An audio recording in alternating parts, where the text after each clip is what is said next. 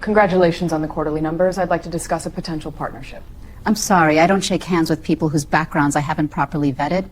Perhaps you should speak with someone more appropriate to your level. Actually, as of this morning, Washington... The executive in the beige suit is Victoria Sterling, Senior VP of Sterling and Associates, conducting what should be a routine $3 billion merger signing. However, what she didn't realize is that the composed woman across from her, Dr. Amara Washington, had strategically embedded conduct clauses into their contracts that would allow immediate termination for discriminatory behavior, clauses about to destroy Sterling's empire overnight. The Meridian Conference Center had witnessed countless corporate mergers over the decades, but none carried the weight of transformation that March 15th promised to deliver. The mahogany-paneled boardroom on the 32nd floor gleamed under crystal chandeliers, its floor-to-ceiling windows offering a commanding view of Manhattan's financial district. Tables draped in crisp white linens held crystal water glasses and leather portfolios, while the subtle hum of anticipation filled the air, as industry titans gathered for what financial media had dubbed the deal of the decade. Victoria Sterling swept into the room with the practiced confidence of someone who had never truly faced consequences for her actions. At 52, she commanded respect through a combination of third-generation Wall Street pedigree and an $8.2 billion investment portfolio that made lesser executives tremble. Her tailored Armani suit spoke of old money and older prejudices, while her steely gray eyes surveyed the room with the calculating gaze of a predator assessing territory. Sterling had spent 18 months orchestrating this acquisition, viewing it as the crown jewel that would cement her legacy and secure her path to the company's top position. Behind her trailed a coterie of legal advisors and junior executives, each one handpicked for their ability to execute Sterling's vision without questioning her methods. They moved with the synchronized precision of a well-oiled machine, distributing documents and ensuring every detail aligned with their carefully crafted timeline. Sterling had made her intentions clear to this inner circle during countless private meetings. Phoenix Capital Holdings represented an opportunity to bring these people under proper management while accessing emerging markets that had previously remained beyond their reach. The mathematics of the deal seemed straightforward in Sterling's mind. Phoenix Capital had grown from a startup to a $3 billion powerhouse in just 8 years. But she viewed this success as lucky timing rather than genuine expertise. Her private conversations with board members revealed a worldview steeped in assumptions about intellectual capacity and business acumen that correlated directly with skin color. Sterling genuinely believed she was doing Dr. Washington a favor by offering the stability and resources of an established firm, never considering that her target might possess strategic advantages that made Sterling and Associates the dependent party. Dr. Amara Washington entered the conference room with the quiet dignity of someone who had fought for every achievement and earned every accolade through merit alone. At 38, she carried herself with the poise that came from navigating boardrooms, where she was often the only woman and almost always the only person of color. Her Harvard MBA and former Goldman Sachs experience provided credentials that even her harshest critics couldn't dismiss. But Washington had learned early that excellence was merely the entry fee, not the guarantee of respect. Phoenix Capital Holdings represented more than a business venture to Washington. It embodied the possibility of creating wealth-building opportunities for communities that traditional finance had systematically excluded. Her innovative ESG investment strategies had generated returns that outperformed market benchmarks while directing capital toward sustainable development and minority-owned enterprises. Washington's reputation extended far beyond profit margins, encompassing a vision of finance as a tool for social progress rather than mere accumulation. The 18 months of negotiations preceding this moment had been conducted entirely through intermediaries and conference calls, a deliberate strategy that allowed both parties to focus on numbers rather than personalities. Washington's legal team had insisted on this approach, partly for efficiency, but primarily because experience had taught them that face-to-face meetings often revealed biases that could derail otherwise sound business arrangements. During these months, Sterling had dealt exclusively with Washington's representatives, forming impressions based on assumptions rather than direct interaction. What Sterling failed to comprehend during these preliminary negotiations was the true structure of the proposed arrangement. Her team had presented the deal as an acquisition, with Sterling and Associates purchasing Phoenix Capital Holdings and integrating its operations into their established framework. However, the actual contracts told a different story entirely.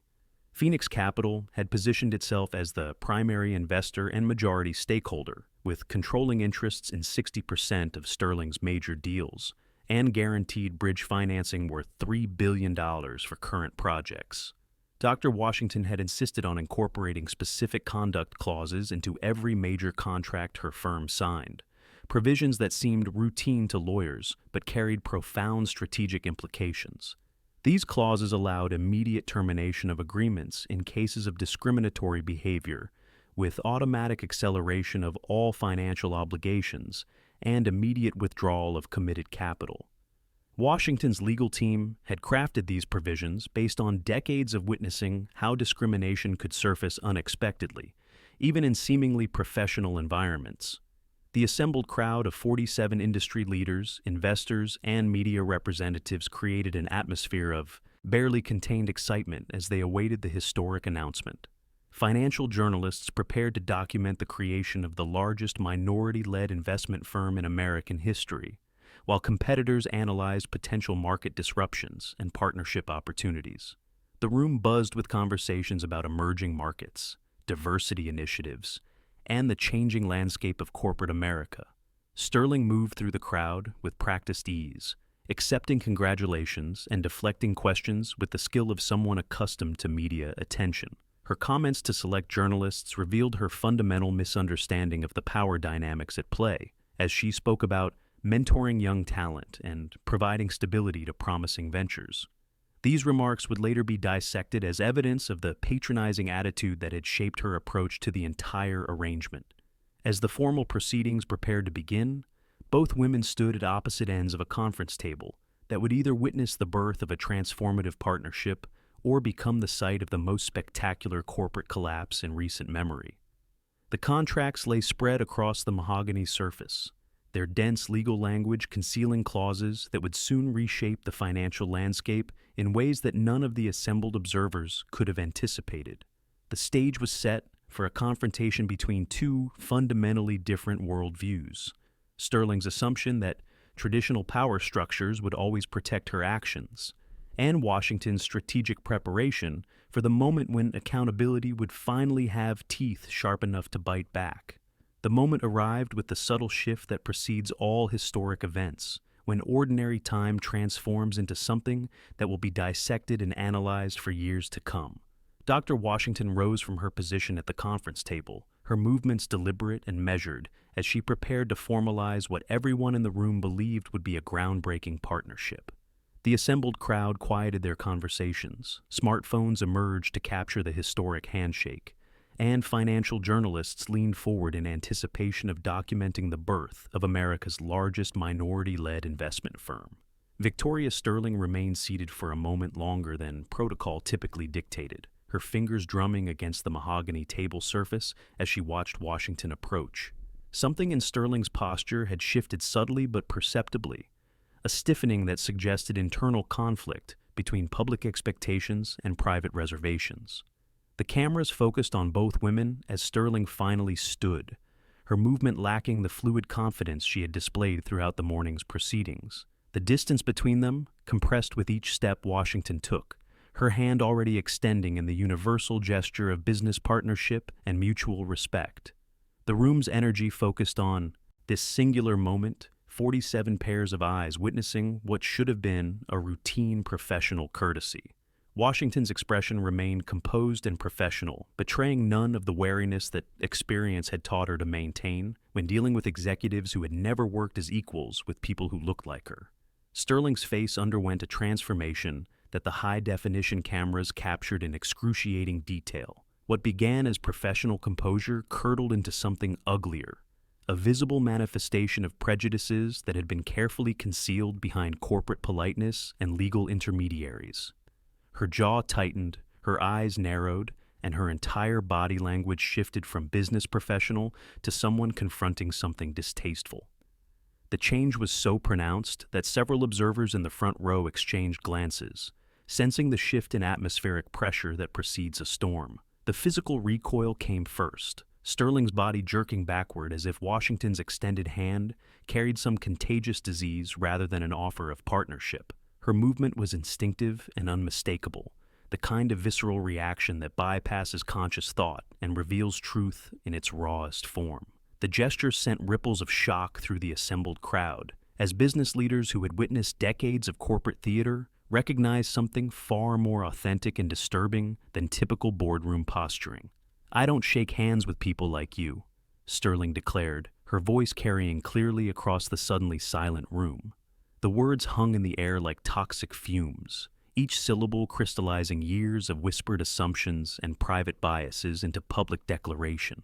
The phrase, "people like you," carried centuries of weight, reducing Dr. Washington's Harvard education, Goldman Sachs experience, and $3 billion business empire to nothing more than skin color and predetermined assumptions about worth and capability.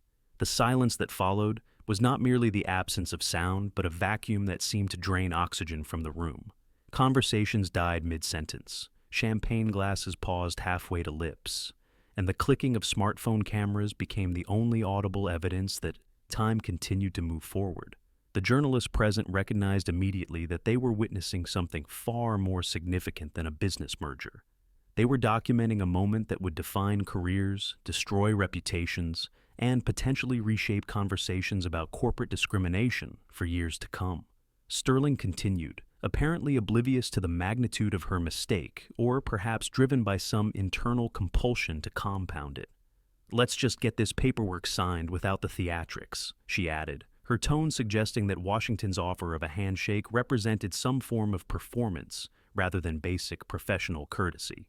The additional comment revealed the depth of Sterling's misunderstanding, not just about social norms, but about the fundamental power dynamics that govern their relationship. Dr. Washington's reaction demonstrated the kind of composure that comes from years of navigating hostile environments while maintaining professional dignity. Her extended hand remained steady for a moment before she withdrew it with deliberate slowness, her expression shifting from professional courtesy to something far more dangerous. The calculating gaze of someone reassessing every assumption about the person across from them. Her years of experience had taught her to recognize these moments, when masks slipped and revealed the prejudices that had shaped decisions, influenced opportunities, and determined outcomes in ways that were rarely acknowledged publicly. The transformation in Washington's demeanor was subtle but unmistakable to those who knew how to read the signs. Her shoulders straightened imperceptibly. Her breathing deepened slightly, and her eyes took on the focused intensity of someone switching from partnership mode to strategic warfare. The insult was personal, but her response would be purely business, executed with the precision that had built Phoenix Capital Holdings from nothing into a financial powerhouse that Sterling had foolishly underestimated. The assembled crowd began to grasp that they were witnessing something unprecedented in their collective experience of corporate mergers and acquisitions. Whispered conversations resumed in pockets throughout the room as observers tried to process what they had just witnessed and predict what would happen next.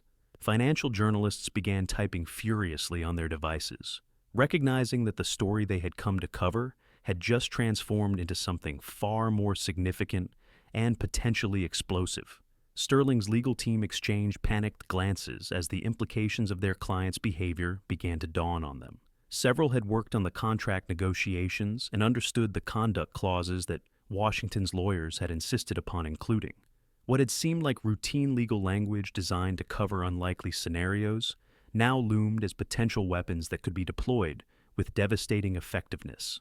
The lawyers' expressions shifted from confusion to horror as they realized that their client had just provided grounds for immediate contract termination. Dr. Washington turned away from Sterling with the measured movements of someone who had made a decision that would reshape everything that followed. Her path toward the podium at the front of the room seemed to stretch longer than the physical distance would suggest, each step carrying her further from the possibility of partnership and closer to a demonstration of consequences that the business world rarely imposed on behavior like Sterling's. The room watched her movement with the fascination of observers witnessing a historical pivot point, sensing that whatever happened next would be remembered and analyzed long after the immediate shock had faded. The stage was set for a response that would transform a moment of personal disrespect into a lesson about power, accountability, and the changing dynamics of corporate America in the 21st century. Dr. Washington's journey to the podium carried the weight of every indignity she had endured throughout her career. Every moment when excellence had been questioned because of her appearance. Every time she had been forced to prove her worth twice over simply to earn a seat at tables where mediocrity was accepted from others. Her steps were measured and deliberate, each one carrying her closer to a reckoning that Sterling could never have anticipated. The assembled crowd watched with growing tension as Washington positioned herself behind the microphone, her composure absolute despite the magnitude of what she was about to unleash. The microphone crackled slightly as Washington adjusted it to her height, the small sound seeming to reverberate through the silent room like a gunshot. When she spoke, her voice carried the clarity and authority that had commanded respect in boardrooms across the globe, each word precisely enunciated and delivered with the kind of professional calm that made her announcement even more devastating. Ladies and gentlemen, due to a material breach of our partnership agreement's conduct clause, Phoenix Capital Holdings is immediately withdrawing from all negotiations with Sterling and Associates. The initial reaction was stunned silence as brains struggled to process the implications of what they had just heard. Financial journalists who had covered thousands of corporate announcements recognized that they were witnessing something unprecedented, a real-time demonstration of consequences that corporate America rarely imposed on discriminatory behavior. The phrase material breach carried legal weight that sent Sterling's attorneys into immediate panic mode, their faces draining of color as they realized their client had just triggered the very clauses they had dismissed as routine legal language. Washington continued with the relentless precision of someone executing a strategy years in the making.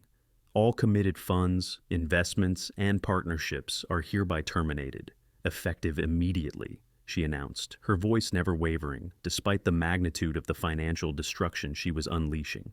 The words hung in the air like a death sentence, each syllable representing millions of dollars in vanishing capital, and the collapse of carefully constructed financial arrangements that had taken months to negotiate. Victoria Sterling's face underwent a transformation that cameras captured in excruciating detail, moving through stages of disbelief, confusion, and dawning horror as the reality of her situation began to penetrate. Her mouth opened and closed soundlessly as she struggled to formulate a response that could somehow undo the catastrophic chain reaction she had set in motion. The confident executive who had entered the room, planning to announce her greatest triumph, now stood frozen as she watched her career implode in real time. "You can't be serious!" Sterling finally managed to exclaim, her voice cracking with desperation as the full scope of her mistake became clear. "This is a $3 billion deal." Her protest carried the tone of someone who had never faced real consequences for her actions, who had always been able to smooth over mistakes with influence, connections, or legal maneuvering. The concept that her behavior could trigger immediate and irreversible financial destruction seemed to exist outside her understanding of how the world operated. The room erupted into chaos as the implications of Washington's announcement rippled through the assembled crowd. Business leaders began urgent phone conversations with their offices. Financial journalists started filing breaking news reports, and Sterling's legal team huddled in panicked consultation as they tried to identify any possible escape from the contractual obligations their client had just triggered. The sound of multiple conversations, ringing phones, and rapid typing on laptops created a cacophony that reflected the market disruption beginning to unfold. Marcus Chen, Phoenix Capital's chief financial officer, was already implementing predetermined protocols that he and Washington had developed for exactly this scenario. His fingers moved rapidly across his tablet as he initiated the withdrawal procedures that would systematically dismantle Sterling and Associates' financial foundation. Chen had spent years documenting discriminatory patterns in the financial industry and had helped design the contract clauses specifically to create meaningful consequences for behavior that had historically gone unpunished. The legal ramifications extended far beyond the immediate contract termination, as automatic acceleration clauses began triggering throughout Sterling's financial ecosystem. Chen's tablet displayed a real-time cascade of contractual obligations coming due, loan covenants being violated, and credit agreements being terminated. The carefully interwoven financial structure that supported Sterling and Associates began unraveling with the mathematical precision of a controlled demolition. Other minority-owned firms and ESG-focused investors who had been watching the proceedings began implementing their own withdrawal procedures, recognizing that association with Sterling's discriminatory behavior posed unacceptable reputational risks. Sarah Martinez, a prominent Latina investment analyst, immediately began drafting statements withdrawing her firm's $200 million commitment to Sterling's Emerging Markets Fund. Her decision sparked a wave of similar announcements as investors rushed to distance themselves from the unfolding scandal. The financial markets responded with brutal efficiency as news of the discrimination and subsequent contract terminations spread through trading networks.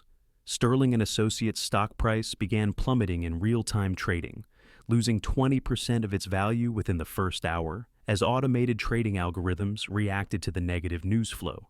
Credit default swaps on Sterling's corporate bonds spiked dramatically as investors suddenly viewed the company as a significant default risk. Rating agencies that had maintained Sterling's investment-grade status for decades began emergency reviews of their assessments. Moody's analysts were already drafting the downgrade announcements that would destroy Sterling's ability to access credit markets at reasonable rates. The company's liquidity position, which had seemed secure that morning, was evaporating as committed funding sources disappeared and existing lenders began demanding immediate repayment. Corporate clients who had entrusted Sterling and Associates with managing their investment portfolios started initiating withdrawal procedures to avoid association with the discrimination scandal. The reputational damage spread like a contagion as companies recognized that maintaining relationships with Sterling could expose them to their own public relations disasters and boycott campaigns. Dr. Washington remained at the podium, watching the chaos unfold with the satisfaction of someone whose strategic planning was executing flawlessly. She had spent years positioning Phoenix Capital Holdings not just as a successful investment firm, but as a weapon against systemic discrimination, using economic leverage to enforce accountability, where legal remedies had proven insufficient. This moment represented the culmination of that strategy, a demonstration that prejudice could carry consequences severe enough to destroy even the most established financial institutions. The transformation was complete as Sterling's empire began its collapse, triggered by a moment of discrimination that revealed the hidden power structures underlying modern finance and the growing influence of minority-led businesses in enforcing social justice through economic warfare. The financial avalanche gained momentum with the relentless force of gravity, each cascading failure triggering three more, as Sterling and Associates discovered the true meaning of systemic risk. Within the first hour of Washington's announcement, automated trading systems had processed the news through algorithmic filters designed to identify existential threats to corporate stability. The verdict was swift and merciless. Sterling and Associates had transformed from a blue-chip investment firm into a bankruptcy candidate in the span of a single discriminatory moment. The $3 billion in committed funding that Phoenix Capital Holdings had guaranteed evaporated with mathematical precision as Marcus Chen executed withdrawal protocols that had been years in the making. Each digital transaction removed another pillar supporting Sterling's financial architecture, creating a domino effect that spread through 23 major deals simultaneously.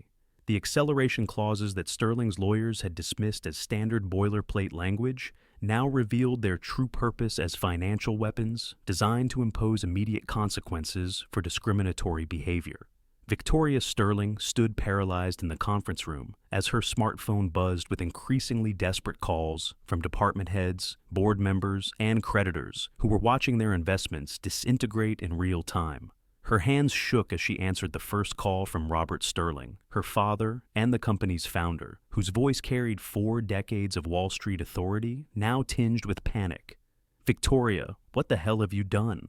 His voice crackled through the speaker as trading floors across Manhattan began processing the magnitude of the unfolding catastrophe. The credit rating agencies moved with unprecedented speed as emergency committees convened to address the sudden liquidity crisis. Moody's lead analyst, Jennifer Walsh, had witnessed countless corporate scandals during her 20-year career, but nothing had prepared her for the velocity of Sterling's collapse. The discrimination incident provided clear grounds for immediate downgrade, but the firm's financial structure was unraveling so rapidly that each assessment became obsolete before it could be published. Within 2 hours, Sterling and Associates plummeted from investment grade to junk status, effectively severing their access to commercial credit markets. Standard & Poor's followed with their own emergency downgrade, citing material adverse changes in business relationships and liquidity position due to discriminatory conduct by senior management. The clinical language of the rating agencies concealed the revolutionary nature of what was occurring. For perhaps the first time in corporate history, explicit discrimination was being punished through immediate financial destruction rather than lengthy legal proceedings that typically resulted in nominal settlements. The Securities and Exchange Commission's response demonstrated how quickly regulatory machinery could mobilize when presented with clear evidence of discriminatory business practices. Director of Enforcement Sarah Kim had built her career pursuing corporate misconduct, but the Sterling case offered something rarely seen in white-collar crime: a smoking gun captured on live television with 47 witnesses and comprehensive documentation. Within 3 hours of the incident, the SEC had opened a formal investigation and issued preservation notices for all Sterling and Associates communications and records.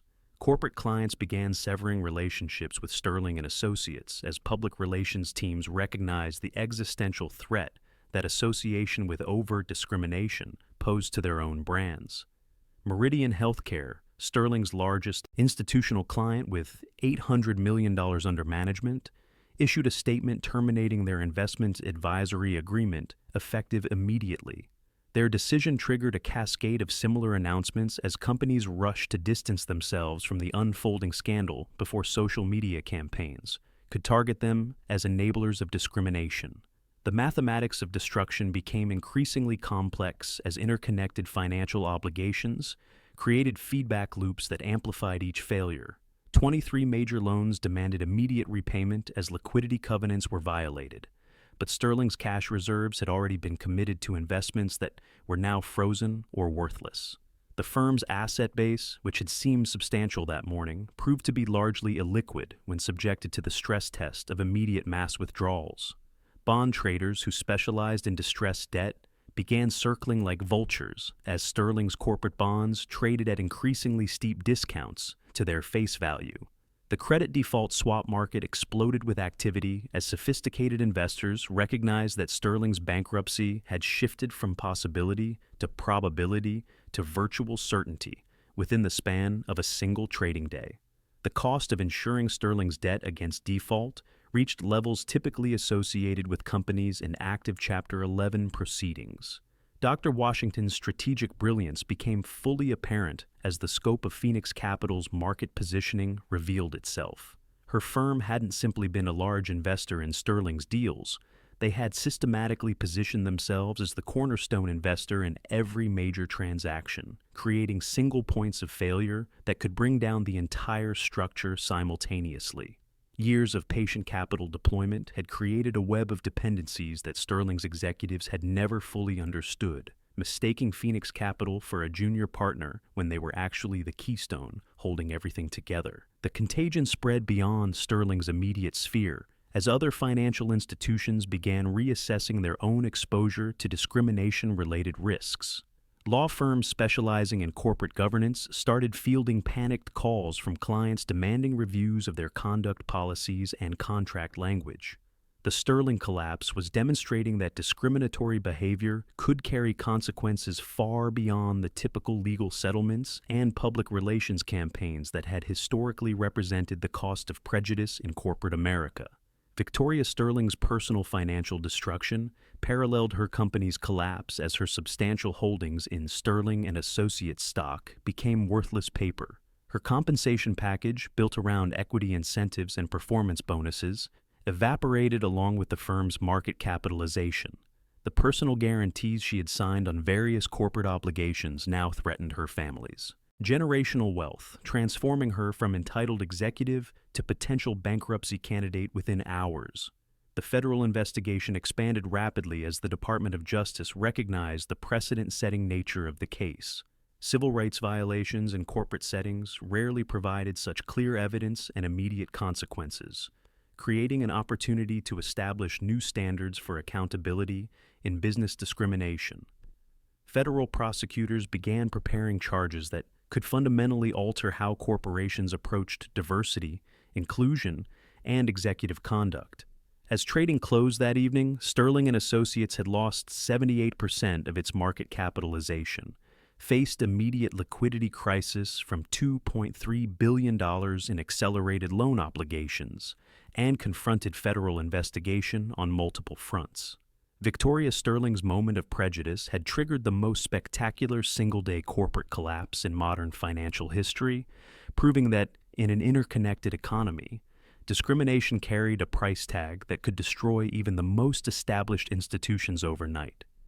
The collapse of Sterling and Associates reached its inevitable conclusion 72 hours after Victoria Sterling's refusal to shake Dr. Washington's hand, as the firm's board of directors convened an emergency meeting to authorize Chapter 11 bankruptcy proceedings. The mahogany boardroom that had witnessed decades of successful deals now hosted the funeral of a financial empire, as lawyers from 3 different firms explained the legal mechanics of corporate dissolution to executives who had never contemplated their own mortality.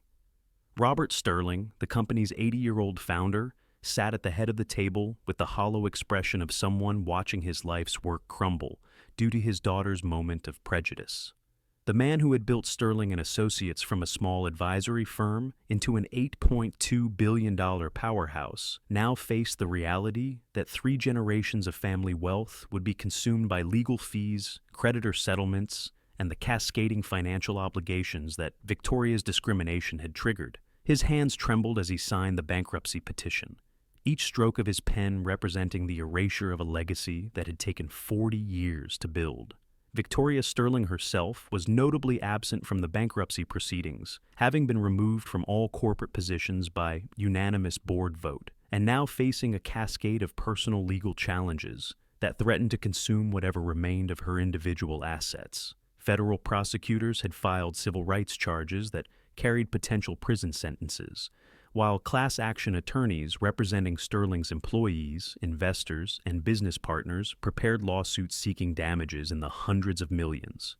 Her refusal to shake a black woman's hand had transformed her from corporate executive to criminal defendant in less than a week.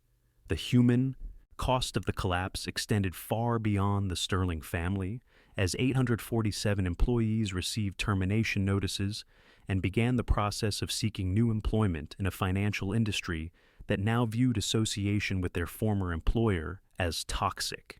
Sarah Martinez, the Latino investment analyst who had witnessed Sterling's discrimination firsthand, found herself in the unusual position of being courted by competitors who recognized her inside knowledge of the scandal as valuable intelligence. Her testimony would become crucial evidence in the federal prosecution, providing context about the discriminatory culture that had enabled Sterling's public moment of prejudice. Dr. Washington emerged from the chaos stronger than ever, having demonstrated to the financial world that minority-owned firms possess both the resources and the strategic positioning to impose meaningful consequences on institutional discrimination. Phoenix Capital Holdings gained $1.2 billion in new investment commitments within the first week following Sterling's collapse, as institutional investors recognized that Washington's firm had fundamentally altered the power dynamics of corporate America. Her strategic patience and careful positioning had transformed what could have been another ignored instance of workplace discrimination into a watershed moment that reshaped industry practices. The $500 million fund that Washington established using the capital reclaimed from Sterling's collapse represented more than financial reallocation. It embodied a systematic approach to wealth building in communities that traditional finance had historically excluded. The Equity Accountability Fund, as it came to be known, provided low-cost capital to minority-owned businesses, while simultaneously monitoring corporate partners for discriminatory practices. Washington had effectively weaponized capital markets in service of social justice, creating a model that other minority-led firms quickly adopted. Congressional hearings began within a month of the Sterling collapse, as lawmakers recognized the need to address systemic discrimination in corporate America through legislative rather than purely market-based solutions. Dr. Washington's testimony before the House Financial Services Committee provided a masterclass in how discriminatory practices had shaped capital allocation for decades, using Sterling's collapse as a case study in the economic costs of prejudice. Her appearance drew standing ovations from committee members and established her as the leading voice for diversity and inclusion in financial services. The regulatory response proved equally comprehensive as the Securities and Exchange Commission used the Sterling case to establish new standards for corporate conduct and discrimination reporting. Companies with federal contracts or publicly traded securities now faced mandatory bias training, conduct auditing, and immediate disclosure requirements for any discrimination-related incidents. The SEC's new rules effectively made discriminatory behavior a material risk that had to be reported to shareholders, fundamentally altering the cost-benefit analysis that had historically protected prejudiced executives. The ripple effects extended throughout the financial industry as other firms conducted emergency reviews of their own practices, recognizing that the Sterling collapse had permanently altered the consequences of discriminatory behavior. Law firms specializing in corporate governance reported unprecedented demand for discriminations prevention services, while executive search firms began screening candidates for cultural sensitivity and bias awareness. The industry that had once operated through informal networks and implicit preferences now faced formal accountability structures with real economic teeth. Victoria Sterling's personal reckoning continued long after her company's bankruptcy as federal prosecutors secured convictions on civil rights violations that resulted in an 18-month prison sentence and lifetime bond from securities industry employment. Her case established legal precedent that corporate discrimination could result in individual criminal liability rather than the corporate settlements that had historically insulated executives from personal consequences. The woman who had refused to shake hands with a black CEO found herself serving time in a federal facility where the majority of inmates were women of color. The transformation extended beyond individual consequences as the Sterling collapse catalyzed broader changes in corporate culture and minority business development. Universities began case studies examining how Washington's strategic positioning had created leverage points that traditional civil rights approaches had missed. Business schools incorporated the Sterling case into curricula about stakeholder capitalism, demonstrating how discriminatory practices could create existential risks in interconnected financial markets. Phoenix Capital Holdings continued its growth trajectory, eventually becoming the largest minority-owned investment firm in American history, with assets under management exceeding $12 billion within 3 years of the Sterling incident. Washington's approach had proven that economic justice could be more effective than legal remedies in changing corporate behavior, inspiring a generation of minority entrepreneurs to view capital markets as weapons in the fight against systemic discrimination. The ultimate legacy of Victoria Sterling's refusal to shake Dr. Washington's hand transcended the collapse of a single firm, establishing new paradigms for accountability, consequences, and the economic power of minority-led businesses in enforcing social justice through market mechanisms that spoke the only language corporate America truly understood: the bottom line.